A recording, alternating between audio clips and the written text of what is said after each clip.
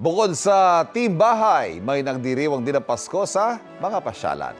Kasama sa go-to pasyalan at tradisyon na raw ng ilan, ang luneta. At live mula roon, may unang balita si EJ Gomez. EJ, Merry Christmas! Ivan, good morning at Merry Christmas sa inyo dyan at sa ating mga kapuso. Alam mo, taunan nga maraming bumibisita dito sa Luneta Park tuwing Pasko. Bukod kasi sa malawakang lugar, libre ang pamamasyal at maraming pwedeng gawin dito sa Luneta Park. Ang ilan nga sa mga nakausap natin kanina, nandito na po 4:00 pa lang ng madaling araw. Tradisyon na ng pamilya ni Blessed na pumunta sa Luneta Park taon-taon. Bata pa lang daw siya na nakasanayan ng kanyang pamilya ang magtungo rito tuwing Pasko at Bagong Taon.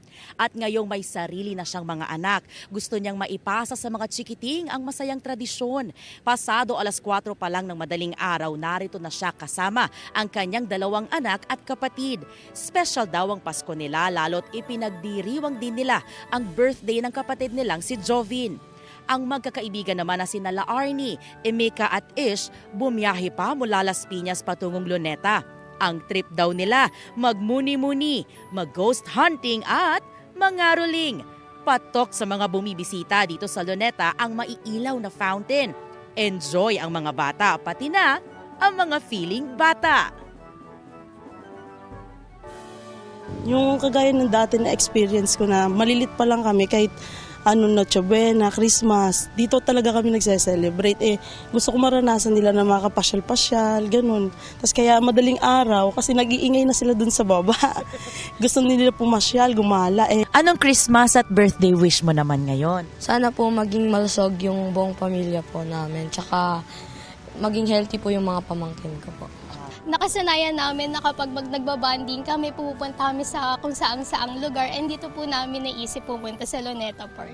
Kasi po malawak po yung space, then marami pong place na pwedeng puntahan. Balak po talaga namin mag-ghost hunting. Tapos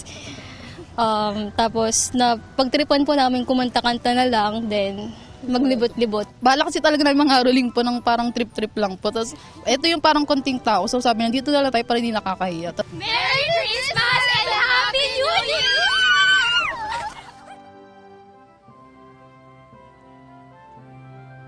Ivan, sa mga oras na to, mas marami na yung mga nakikita nating kapuso dito. Pero karamihan dyan, mga nagjo-jogging dahil umaga pa lang. Meron na rin tayong mga nakita akay-akay nila, yung kanilang mga fur babies. Meron din naman ng mga pamilya na mga nakaupo sa bench malapit sa fountain. At yung ilan, meron na mga dalang kanilang mga panlatag. Ang peg nila, picnic with family. Mula po dito sa Maynila, EJ Gomez, para sa GMA Integrated News. Kapuso, huwag magpapahuli sa latest news and updates. Mag-iuna ka sa balita at mag-subscribe sa YouTube channel ng GMA Integrated News.